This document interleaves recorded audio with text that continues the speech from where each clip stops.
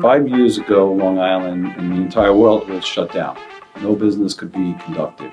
And we're so proud of the work we were able to do here at HIA-LI to get through that COVID time. On Long Island, we've seen an 8% increase in private sector jobs alone. That's 86,000 jobs that have really been added since COVID. And the unemployment rate is now at 3.8%. It was at 4.5%. I'm extremely proud that the HIA-LI has had a significant impact on that. Over the last several years, you'll see as we come out of COVID and not just making sure that our businesses survive, but really thrive all across Long Island has been our priority. And this organization does a tremendous job in making sure that our economy is robust. And if there ever is an issue, that we jump on it and make sure that our businesses are taken care of. We're so lucky to have great partners at the county. The county executive and his team are incredible in supporting us.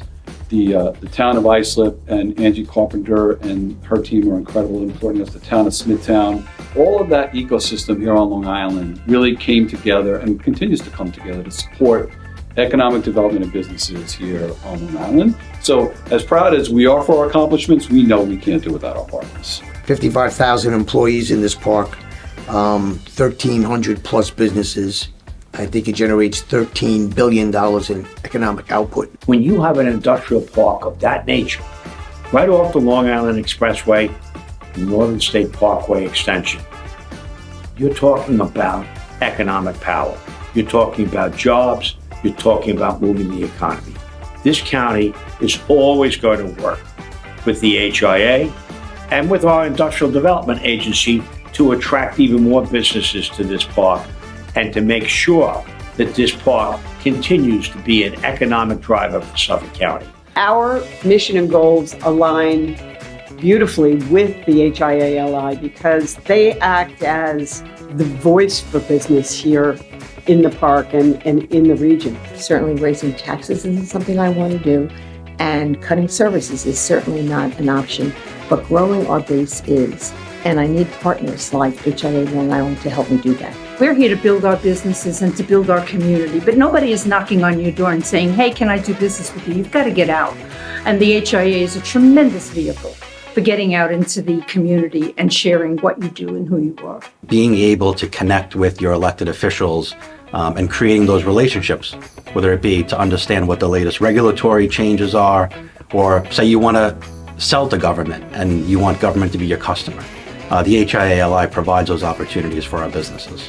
One of my major initiatives is rebuilding the infrastructure of Suffolk County, and HIA has been extremely supportive of that because they understand if you have a better infrastructure, you're going to have better business outcomes. When I got to the town, we had one airline at the airport. Now we have 5.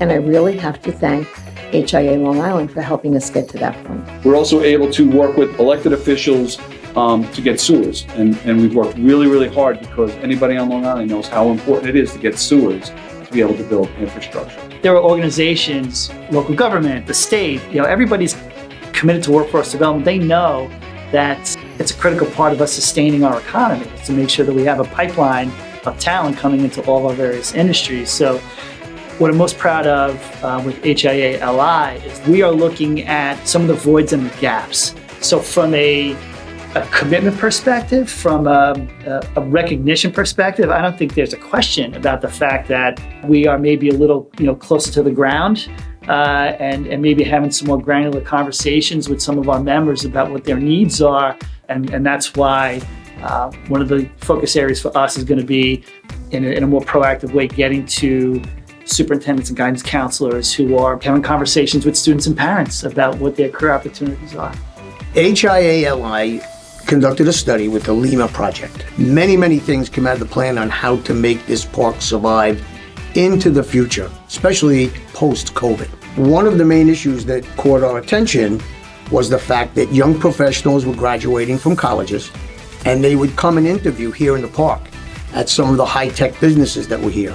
The problem was they had nowhere to live other than living with their parents or perhaps in a basement apartment. So the town took the initiative and we looked at 11 or 12 properties here in the park They're 7+ acres, and we put an overlay zone over that to allow mixed-use residential component to this park. And we feel that's going to be very, very important into the future to attract young professionals that want to work in this park. We bring the best and the brightest minds together. We have world-class developers, world-class architects, world-class business owners, world-class technology folks. We aggregate them together here in our innovation park, and we spread their education out island-wide to make sure all of our business owners, all of our entrepreneurs, all of our elected officials have access to those minds. So when we look at our initiatives like advocating for Long Island transformational projects that are now being built, really connecting business and academia, I think, to really fill talent pools, helping women rising in a professional setting, helping small businesses, all of that has led to this growth. We had so many projects prior to COVID that were happening that stalled, that we needed champions out there. We needed cheerleaders to get them across. So the Economic Development Task Force worked really hard to find projects of regional significance that needed a lifeline to get through COVID and be able to thrive today, and that's exactly what we were able to do. This takes a true bipartisan collaborative effort and an extremely proactive approach. So we're on a great trajectory, and we hope that continues.